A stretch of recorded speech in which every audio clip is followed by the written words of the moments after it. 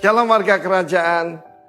Di dalam firman Tuhan tercatat dalam Kejadian pasal 25, ada kebodohan yang dilakukan oleh Abraham. The folly of Abraham. Dia menikah lagi dengan Keturah dan punya 6 orang putra. Salah satunya menjadi musuh besar Israel, yaitu bangsa Midian. Kita melihat bagaimana Midian merampok semua hasil panen Israel.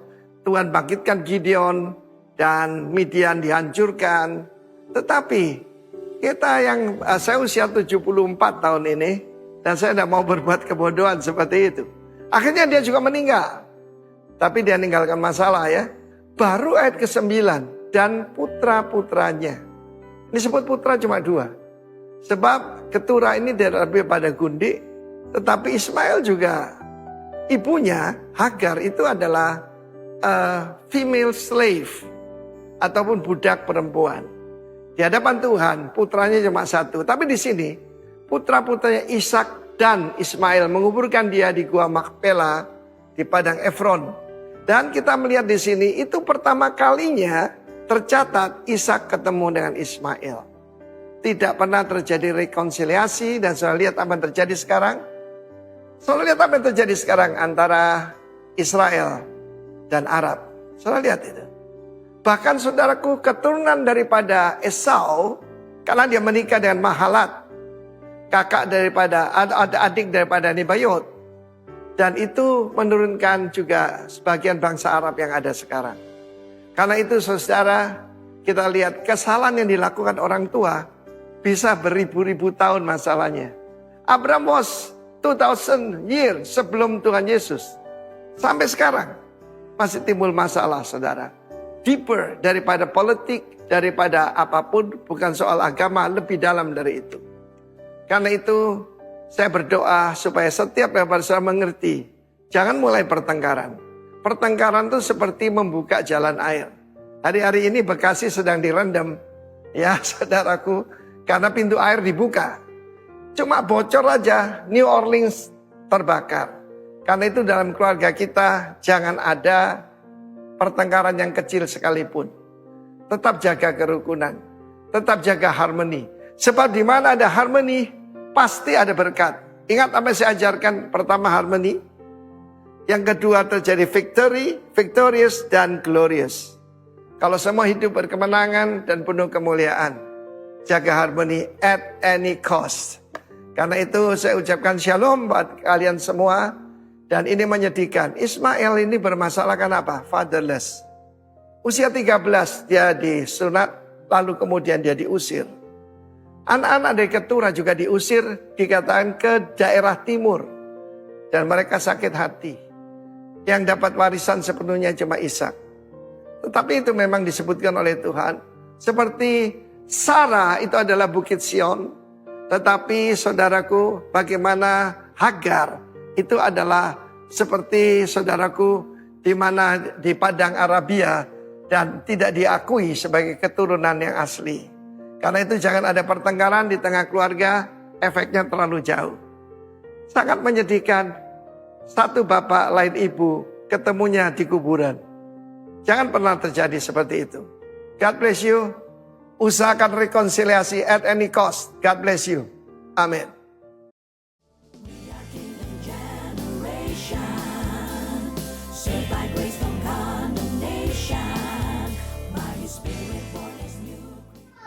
Ambil salah satu contoh ya, paham komunis. Paham komunisnya masih ada. Ya beberapa negara masih menganut. Tapi yang memicu paham ini yaitu Karl Marx itu fotonya ya. Itu mulai dari tahun 1848, jadi udah 100 tahun lebih.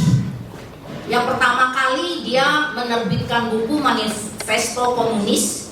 Ya, di situ menyerukan pemberontakan kelas pekerja melawan kapitalisme. Sehingga muncullah paham komunis itu. Orangnya udah nggak ada, tapi idenya sampai saat ini itu masih dipraktekkan gitu ya.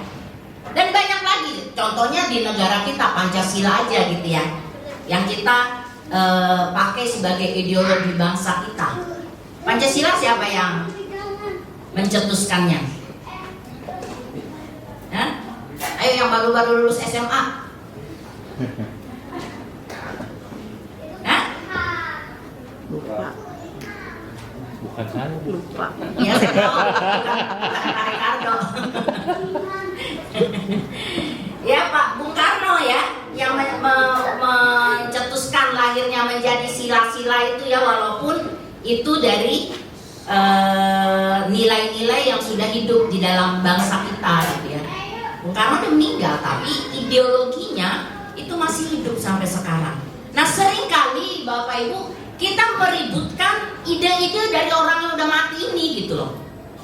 Yuk terjadi pertentangan yang luar biasa, dan ide satu kemudian dipatahkan oleh ide lagi yang baru, ide baru lagi gitu ya. Sehingga itu tidak akan ada habisnya. Tapi tahukah kita bahwa kita juga memiliki ide yang luar biasa dari Tuhan kita ya. Boleh dibantu klik nggak, ini kok macet? Ya, naik lagi satu. Ya, Tuhan kita sebelum dunia dijadikan itu sudah punya ide yang luar biasa. Dan kita tahu bahwa Tuhan kita tidak mati, amin. Tapi seringkali ide ini tidak kita gumuli gitu, tidak kita bahas seperti kita membahas ide-ide manusia. Ya, mungkin pengajaran siang hari ini bagi sebagian kita itu sudah pernah kita dengar ya, karena ini pengajaran dasar kita di Rock Ministry. Ya, salah satu ciri khas kita ya tentang kingdom teologi. Tapi saya rindu membagikannya buat ibu-ibu yang sudah mendengarkannya. Itu baik sekali untuk mendengarkan ulang, karena sesuatu yang diulang-ulang itu berarti itu penting, amin.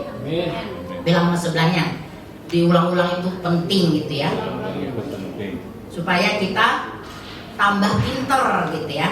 Nah, apa ide besarnya Tuhan?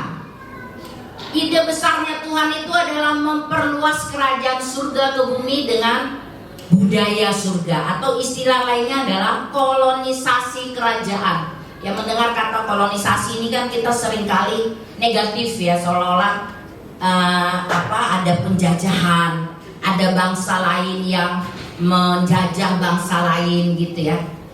Tapi kolonisasi yang dilakukan oleh Allah, kolonisasi kerajaan ini bukan dengan melalui peperangan secara fisik, bukan dengan membunuh, menguasai manusia gitu ya. Tapi dia memakai manusia, dan manusia ini mempengaruhi bumi melalui budaya-budaya kerajaan Allah. Jadi mengkolonisasinya bukan seperti gaya-gaya kolonial zaman dulu ya, Belanda menguasai Indonesia gitu. Nah, Bapak Ibu, kita lihat Kejadian 1, 26 sampai 28. Ini ayat yang terkenal. Boleh kita baca sama-sama supaya nggak ngantuk ya. 1, 2, 3. Berfirmanlah Allah, baiklah kita menjadikan manusia menurut gambar dan rupa kita, supaya mereka berkuasa atas ikan-ikan di laut dan burung-burung di udara, dan atas ternak dan atas seluruh bumi, dan atas segala binatang melata yang merayap di bumi. Maka Allah menciptakan manusia itu menurut gambarnya. Menurut gambar Allah diciptakannya dia, laki-laki dan perempuan diciptakannya mereka. Allah memberkati mereka, lalu Allah berfirman kepada mereka, beranak cuculah dan bertambah banyak, penuhilah bumi dan taklukkanlah itu, berkuasalah atas ikan-ikan di laut dan burung-burung di udara, dan atas segala binatang yang merayap di bumi. Bapak Ibu percaya ayat ini? Amin. Oh, nggak semua percaya ayat ini? Amin. Amin. Ya, ini dasar dari pengajaran kingdom kita. Melalui ayat ini kita bisa melihat Bapak Ibu bahwa Tuhan itu memakai manusia untuk apa? Melaksanakan misinya, ya, yaitu tadi kolonisasi kerajaan Allah di bumi itu. Jadi tujuan Allah menciptakan manusia supaya apa? Melalui manusia budaya kerajaan itu terjadi di bumi. Kerajaan surga itu ekstern ya, apa? diperluas ke bumi. Dan Tuhan tidak bekerja sendiri. Dia butuh kita. Coba bilang sama sebelahnya, Tuhan tuh butuh kamu ternyata loh. Ya, kita ini penting bagi kerajaan Allah. Amin. Amin artis. Jangan makan aja kamu di pojok itu. Saya yang ngomong di sini, kamu yang makan di situ. Tapi kamu penting di ibadah ini. Amin. Ya, tujuan Allah menciptakan manusia itu apa? Melalui keserupaan kita dengan Kristus, kita berkuasa. Coba bilang, melalui keserupaan saya dengan Kristus, saya berkuasa. Berkuasanya apa? Bukan kita suami menguasai istri, atau istri menguasai suami gitu ya, atau orang tua menguasai anak-anak, anak-anak menguasai orang tua. Bukan seperti itu. Tetapi kita memerintah bersama Kristus di bumi. Di bumi, jadi tujuan kita, Bapak Ibu, itu bukan surga. Itu otomatis menjadi milik kita. Amin. Gak usah kita mati-matian, saya mau ke surga aja, saya mau ke surga. Ya, cara ke surga kan hanya melalui dua cara, mati dan terangkat. Ada yang mau ke surga hari ini? Biar kita fasilitasi gitu ya. Tapi kita nggak ada biayanya kalau ada tiba-tiba yang mengalami kecelakaan di tempat ini ya. Nah, surga itu sudah menjadi bagian kita yang hidup di dalam Kristus. Tapi fokus kita adalah bagaimana kita menghadirkan surga di bumi. Amin. Menghadirkan surga di tengah-tengah keluarga kita, menghadirkan surga dalam bisnis kita, dalam pelayanan kita, di dalam kuliah kita, di dalam pergaulan kita. Itu yang penting, itu tujuan Allah menjadikan kita di bumi. Yang berikutnya apa? Kita mengalami berkat-berkat Allah. Ayat 28 tadi, Tuhan memberkati kita. Lalu Tuhan memerintahkan apa? Supaya kita beranak cucu bertambah banyak. Jadi ada multiplikasi gambar Allah di muka bumi. Melalui siapa? Melalui manusia. Jadi kalau kita punya mindset ini, Bapak Ibu, apapun yang kita kerjakan di bumi ini harus kita lihat dalam kerangka visi dan misi Allah. Berkeluarga itu dalam rangka visi dan misi Allah. Bukan supaya kita nyari kebahagiaan kita sendiri, bukan supaya kita untuk keluarga kita, ya saya menikahkan karena keluarga saya yang menuntut saya untuk segera menikah supaya dapat cucu, supaya dapat keturunan gitu ya. Kita bekerja, kita berbisnis, kita sekolah, semuanya harus kita kaitkan dengan visi dan misi Allah. Yaitu apa? Menghadirkan kerajaan Allah di muka bumi ini. Kalau kita nggak punya mindset ini, Bapak Ibu, akhirnya kita melakukan segala sesuatu itu menjadi kehilangan tujuan. Akhirnya jadi tujuan-tujuan pribadi kita yang kita kejar. Dan ketika itu tidak tercapai, kita kecewa, kita pahit. Ya, orang yang berumah tangga kalau tujuannya hanya untuk memuaskan dirinya, memuaskan keinginan-keinginannya, ekspektasinya, dan ketika itu tidak dipenuhi, tidak terpenuhi, akhirnya apa? Kecewa, pahit, minta cerai. Tapi kalau kita melihat semuanya dalam kerangka visi dan misi Allah, maka apapun yang terjadi kita percaya bahwa kita ada dalam tracknya Allah dan ada berkat yang terus menyertai kita. Kalau kita lihat Kejadian 28 itu kan berkat dulu, baru visi diberikan, misi diberikan kepada kita. Nah, Bapak Ibu, intinya adalah kita hidup di dalam kerajaan Allah.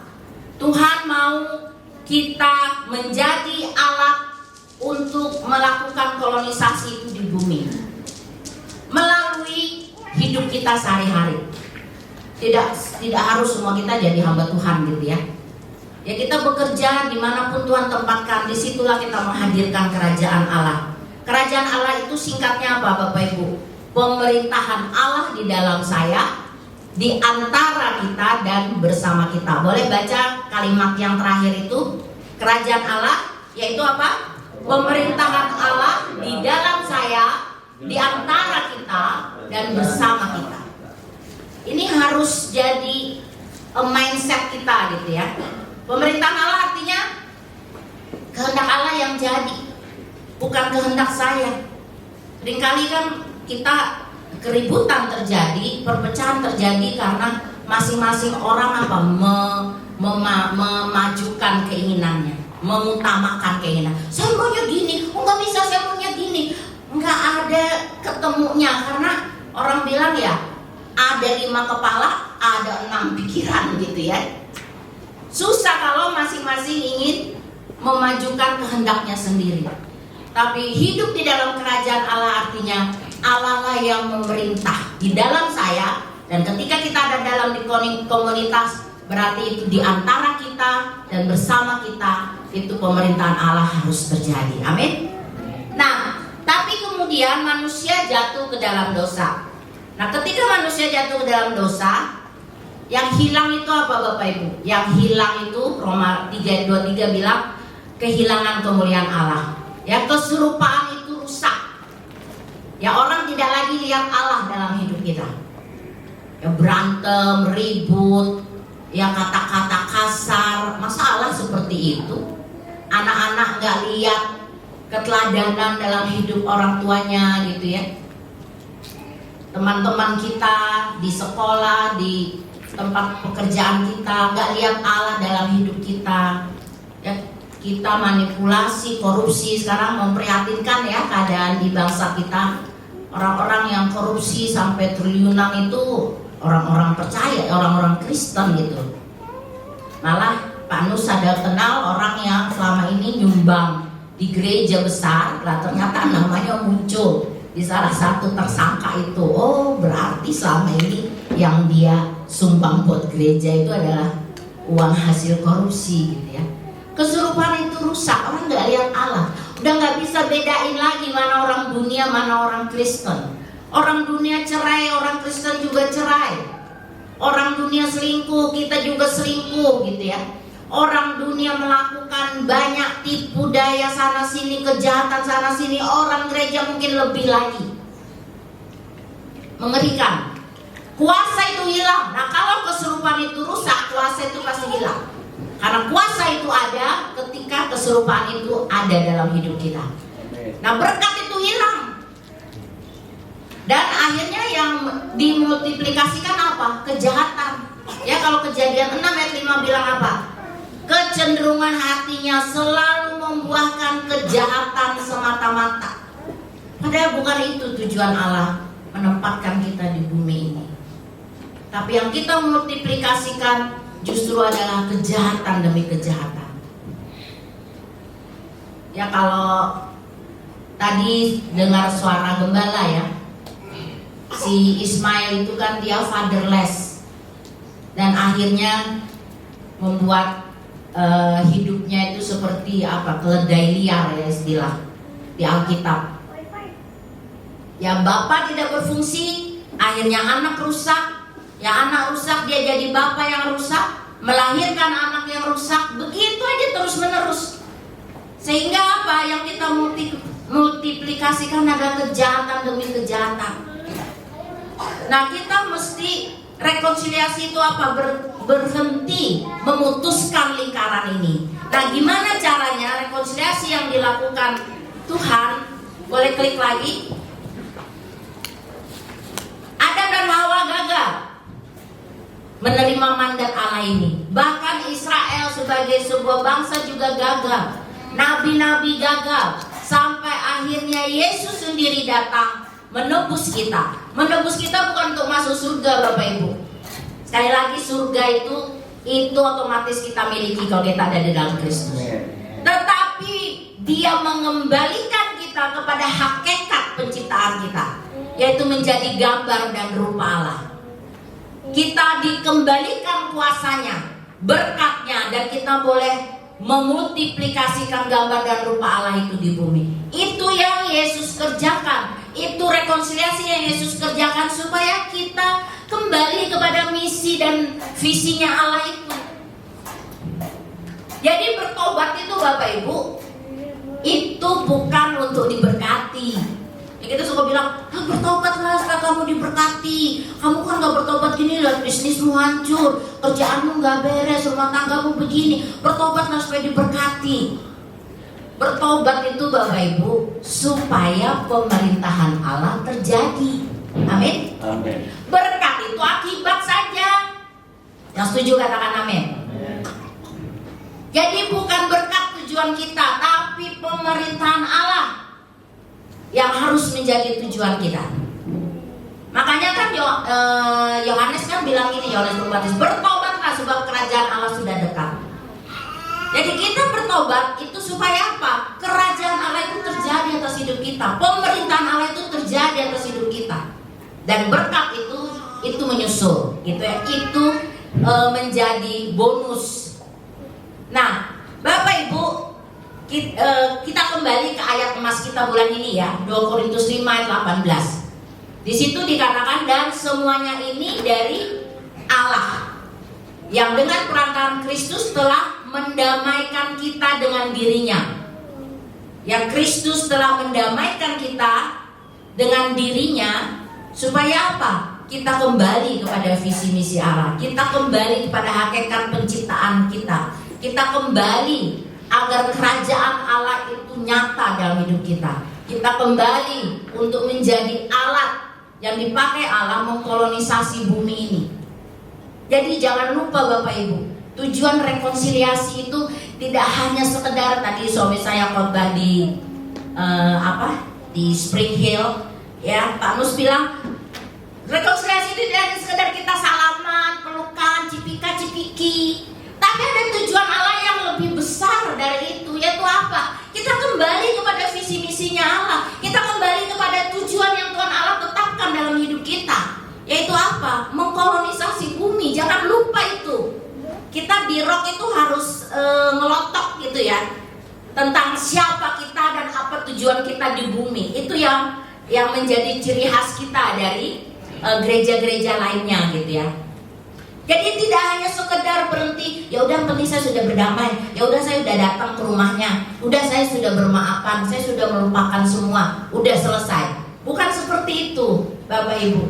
Tapi ada tujuan Tuhan. Karena seperti itulah pola yang Tuhan kerjakan dalam hidup kita. Dia melakukan, mendamaikan kita dengan dirinya. Dia melakukan rekonsiliasi manusia dengan Allah. Dan selanjutnya apa? Mempercayakan pelayanan pendamaian itu kepada kami. Jadi ada tujuannya. Setelah itu tidak hanya selesai, yang penting saya sudah terima Yesus sebagai Tuhan dan Juru Selamat, udah surga udah di tangan gitu ya, udah selesai. Saya nggak mau tahu lagi. Saya nggak mau tahu lagi sama si A, si B, si C. Itu orang-orang Kristen yang egois. Jangan lupa bahwa kita diperdamaikan dengan Allah, kita mengalami rekonsiliasi dengan Allah, supaya kita juga dipakai untuk melakukan pelayanan pendamaian itu bagi orang lain. Kita menghadirkan kerajaan Allah itu dalam hidup orang lain. Jadi Bapak Ibu, walking in reconciliation, boleh klik lagi. Berjalan di dalam rekonsiliasi itu artinya adalah berjalan di dalam visi dan misi Allah.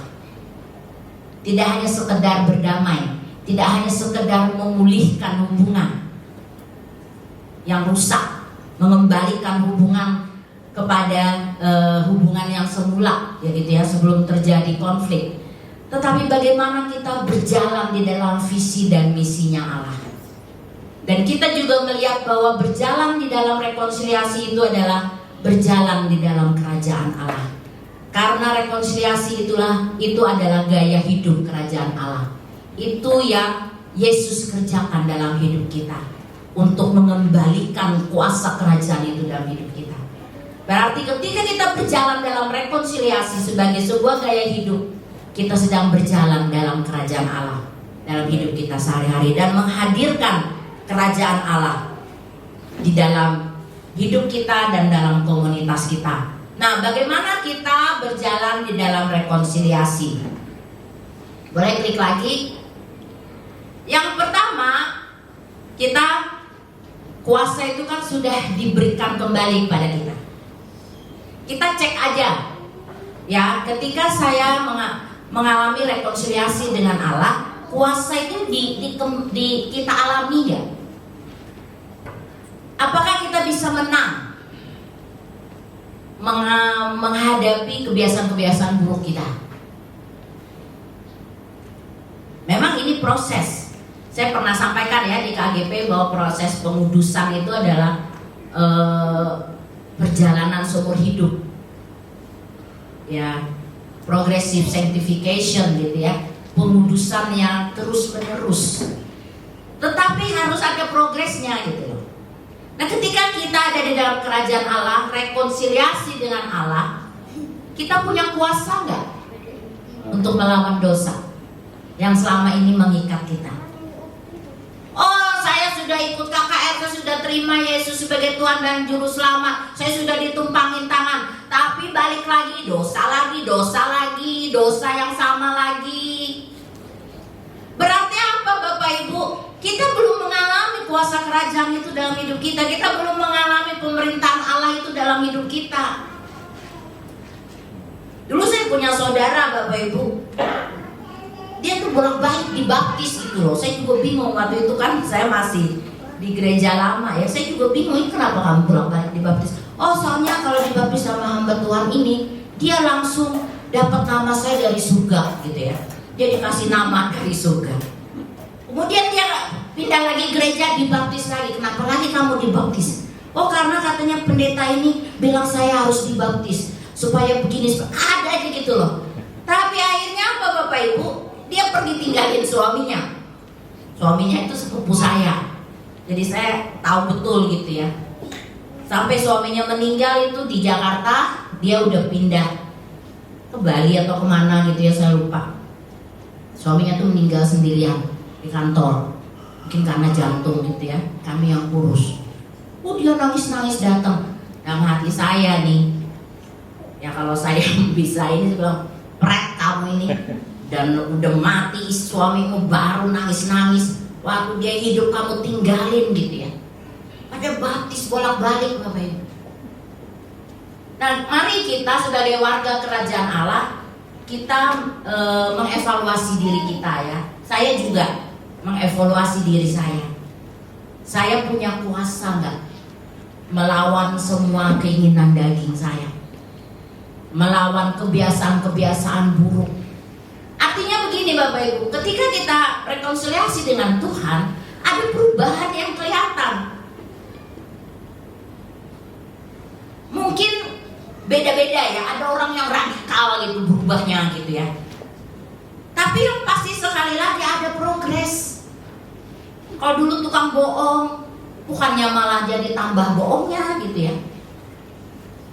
Makanya kalau kita lihat di manusia baru, kalau 2 Korintus 5 ayat 18 itu kan sebenarnya sambungan dari manusia baru ya. Ada perubahan, yang mencuri jangan lagi mencuri, tapi bekerja dengan hasil tangannya gitu ya. Selalu ada perubahan. Kenapa? Karena memang kuasa itu dikembalikan ke kita. Jadi kalau kita nggak ngalamin perubahan, perlu dipertanyakan. Amin. Pemerintahan Allah ada nggak di dalam hidup kita? Kita ini sendiri ya, mengevaluasi diri kita gitu. Kalau kita bilang, oh saya udah percaya, tapi marah-marah semakin pemarah gitu, itu aneh kan? Dan selalu salahin orang, kamu sih yang bikin saya marah, kamu sih yang nggak bertobat, makanya saya marah terus gitu. Coba ikutin saya punya kuasa. Saya punya kuasa. Ulang, saya punya kuasa. Saya punya kuasa. Amin. Amin. Kuasa itu dari mana Bapak Ibu? Kerajaan Allah, pemerintahan Allah yang bermanifestasi di dalam hidup kita. Ya, Matius 12:28 bilang, tetapi jika aku mengusir setan dengan kuasa apa? Kuasa roh Allah, maka sesungguhnya kerajaan Allah sudah datang kepadamu. Jadi kerajaan Allah sudah datang pada kita ketika kita mengusir setan dengan segala antek-anteknya, kebiasaan buruk. Mungkin orang lain nggak tahu yang kita lakukan di kamar mandi, ya pria-pria pemuda-pemuda nih. Saya nggak usah sebutkan ya dosanya apa. tapi dosa pria yang tersembunyi sekalipun. Ingat, Anda punya kuasa untuk melawan semuanya. Amin.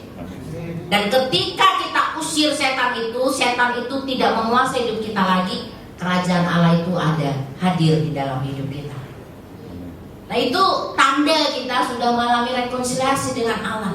Dan kuasa ini juga kita pakai untuk apa, Bapak Ibu? Untuk kita melayani, menjadi pelayan pendamaian buat orang lain. Untuk kita berdamai dengan orang lain. Untuk kita mendamaikan orang lain. Kita punya kuasa, kita punya otoritas. Saya ini anak bungsu dari 8 bersaudara. Ya, dan ketika menikah dengan Panus, berarti kan saya istri pendeta. Dua status ini, Bapak Ibu, anak bungsu dan istri pendeta, itu selalu menjadi alat untuk menekan saya gitu ya, di antara saudara-saudara saya, kakak-kakak saya. Kalau saya melihat ada sesuatu yang kurang baik, kalau saya ngomong, siapa lo?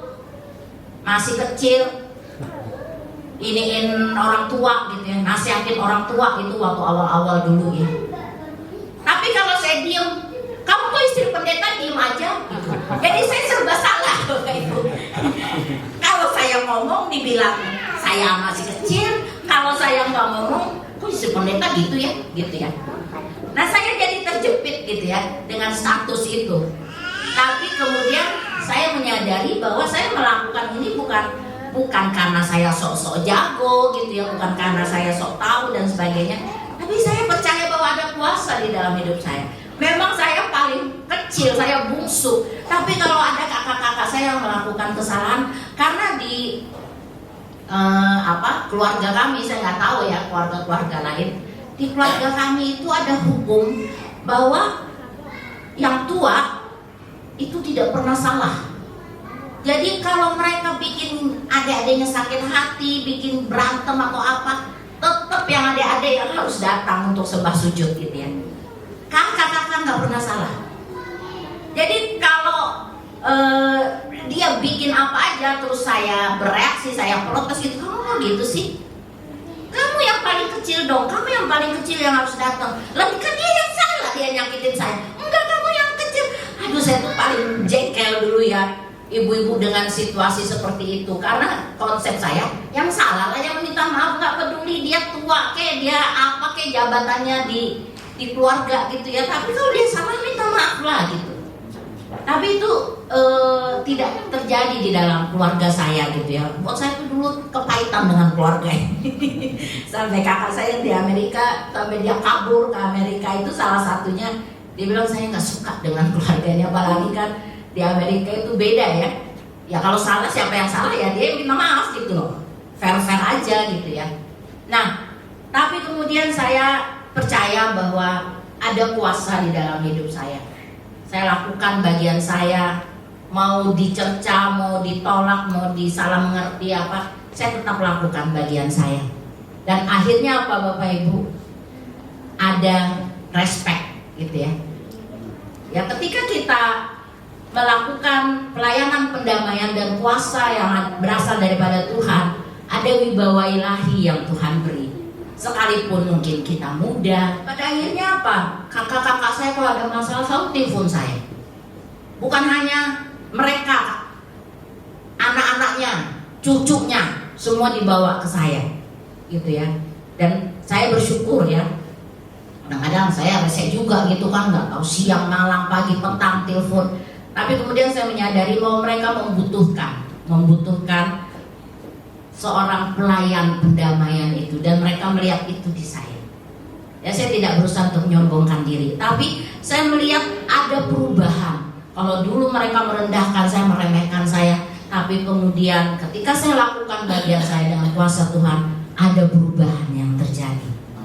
Jadi Bapak Ibu mungkin selama ini, apalagi anak-anak muda ini, ya kalian bergereja di sini tapi nggak tahu orang tuanya bergereja di mana gitu ya, atau sedang ngapain nggak tahu gitu. Tapi percayalah bahwa ada kuasa dalam hidupmu. Amin. Tuhan pakai Anda untuk apa? Untuk menyatakan kebenaran buat papa, mama, buat orang-orang di sekitar. Jangan takut dibilang masih muda lo tahu apa lo, nggak apa-apa. Mungkin 1-2 kali akan terjadi penolakan, tapi ketika kita terus berjalan di dalam kerajaan Allah, di dalam visi misinya Allah, maka wibawa ilahi itu akan Tuhan berikan dalam hidup kita. Amin. Yang kedua, Bapak Ibu, bagaimana berjalan di dalam rekonsiliasi kebenaran. Ya, Roma 14 ayat 17. Boleh kita baca sama-sama ayat ini 1, 2, 3. Sebab Bukanlah soal makanan dan minuman, tetapi soal kebenaran, damai sejahtera dan sukacita oleh Roh Kudus. Berjalan di dalam rekonsiliasi, berjalan di dalam kerajaan Allah, berjalan dalam visi misinya Allah. Kita harus punya kebenaran ilahi, bukan lagi kebenaran diri sendiri. Dulu ketika saya belum sungguh-sungguh rekonsiliasi dengan Tuhan, saya punya kebenaran sendiri, Bapak Ibu. Yaitu yang merusak hubungan saya dengan suami saya. Saya dulu paling tidak bisa menerima Efesus 5 ayat 22. Hai istri, tunduklah kepada suamimu. Wah, itu dulu saya tolak habis. Karena saya pikir, gimana sih bisa tunduk sama pria seperti ini gitu ya. Salah ini ayatnya, itu buat zaman dulu, konteksnya dulu saya pintar menganalisa gitu ya. Oh itu dulu waktu zamannya ayat ini ditulis gitu. Tapi kalau udah zaman sekarang nggak bisa. Saya bilang itu apalagi suami model kayak gini nggak layak untuk kita tunduk, kita tanduk boleh gitu ya. Itu dulu saya, Bapak Ibu. Akhirnya apa? Hancur. Ketika saya semakin berpegang kepada kebenaran diri sendiri, kan Amsal juga mengingatkan ya, jangan bersandar kepada pengertianmu sendiri, percayalah kepada Tuhan dengan segenap hatimu. Tapi itu dulu nggak saya lakukan, Bapak Ibu. Akhirnya saya hancur sendiri. Karena apa? Kebenaran yang saya pegang itu adalah dari kedagingan saya. Tapi kebenaran dalam kerajaan Allah itu adalah kebenaran ilahi dari Allah Raja kita. Ya, kalau kita hidup dalam kebenaran, kita harus lihat firman Tuhan sebagai konstitusi, ya, sebagai undang-undang yang harus kita laksanakan di dalam hidup kita. Tidak lagi merendahkan firman Tuhan. Dulu saya merendahkan firman Tuhan, tidak meletakkan firman Tuhan sebagai otoritas tertinggi dalam hidup saya. Akhirnya apa? Kehancuran terjadi. Anggap remeh, nggak hidup dalam firman Tuhan. Cuman seminggu sekali dengar firman itu juga pulang gereja udah lupa gitu ya. Tadi pendeta ngomong apa sih gitu. Paling ingat kalau dia lucu-lucu doang gitu. Nah, lucu-lucunya yang kita ingat gitu ya.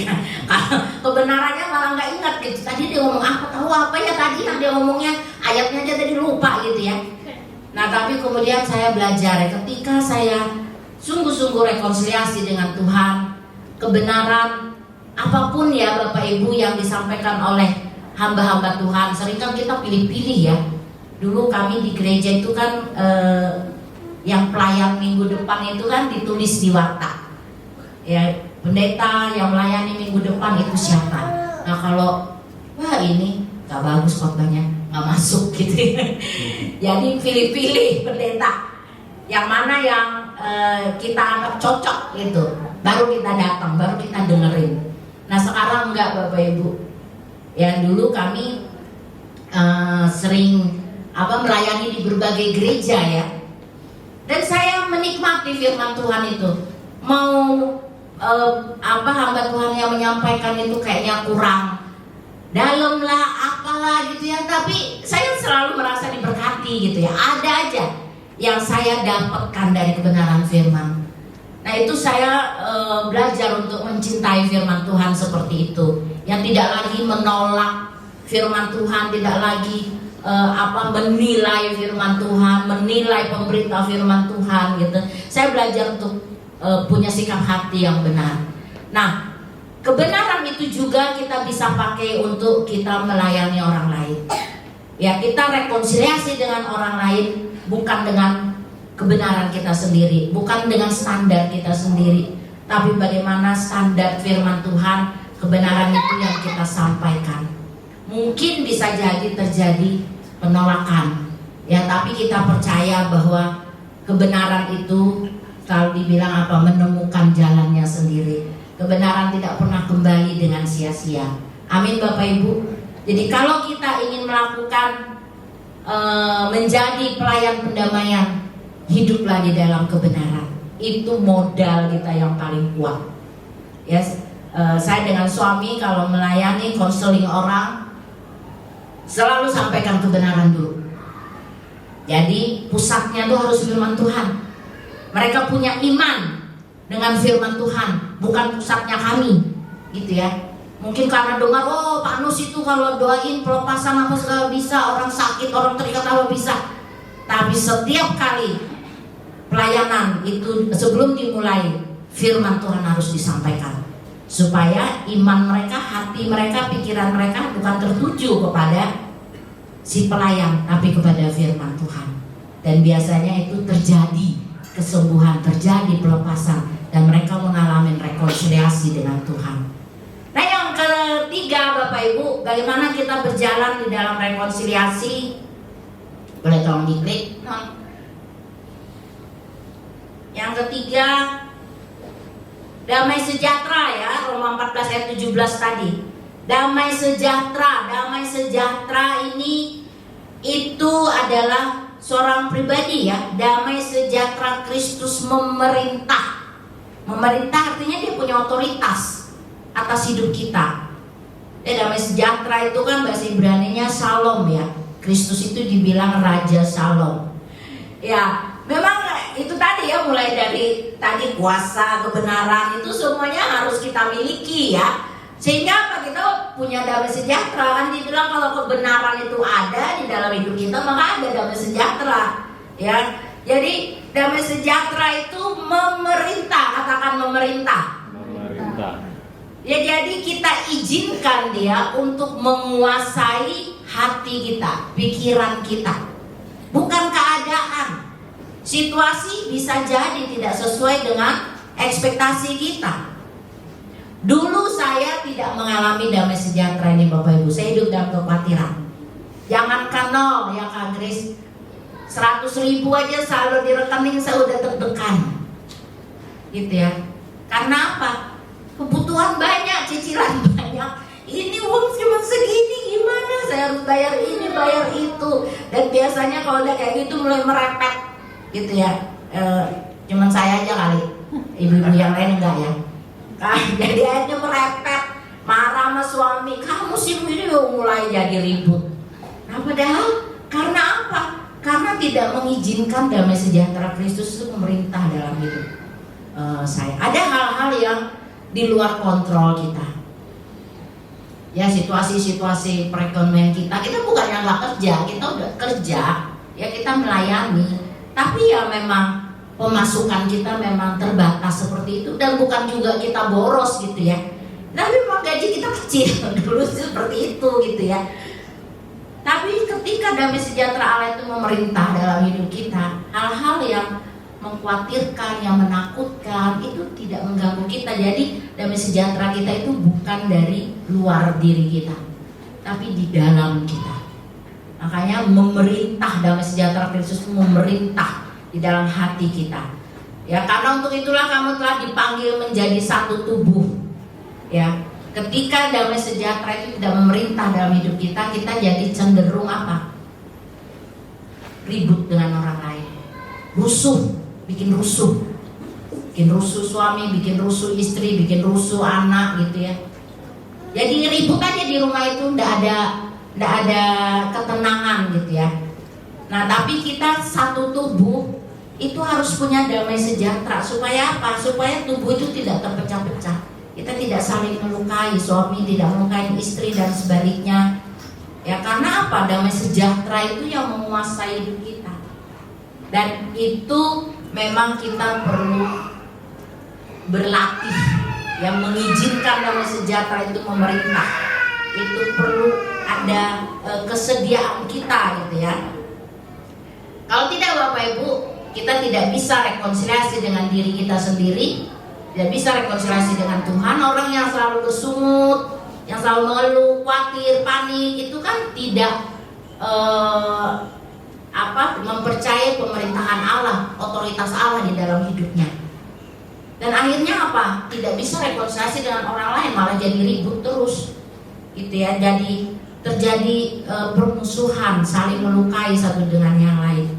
Karena nggak ada damai sejahtera itu. Yang keempat, sukacita ya, sebab kerajaan Allah bukanlah soal makanan dan minuman, tapi soal kebenaran, damai sejahtera dan sukacita oleh Roh Kudus. Jadi damai sejahtera, sukacita bukan karena situasi kondisi kita. Situasi kondisi kita boleh tidak sesuai dengan ekspektasi kita, tetapi Roh Kudus itu dia tidak pernah berubah.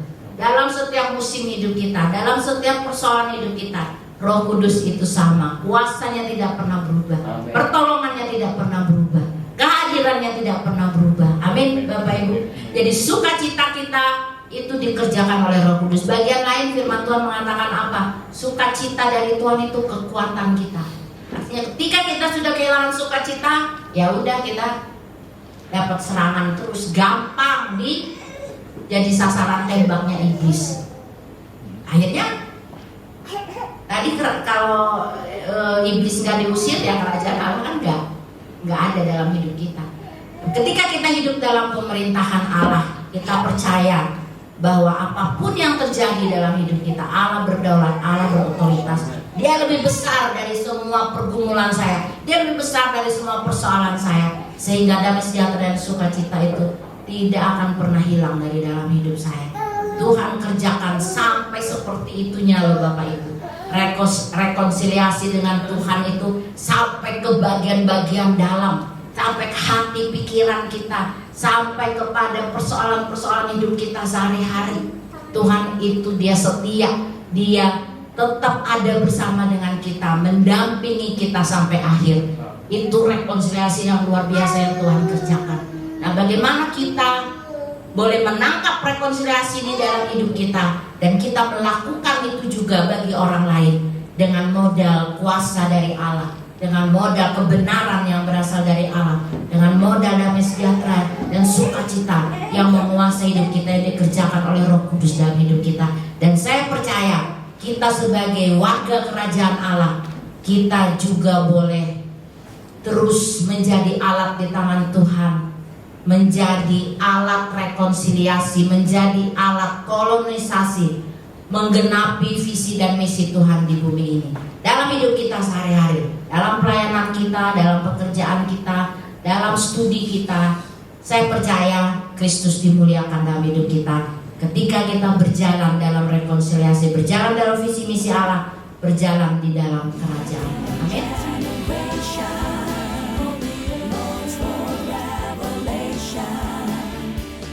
Salvation to the nation.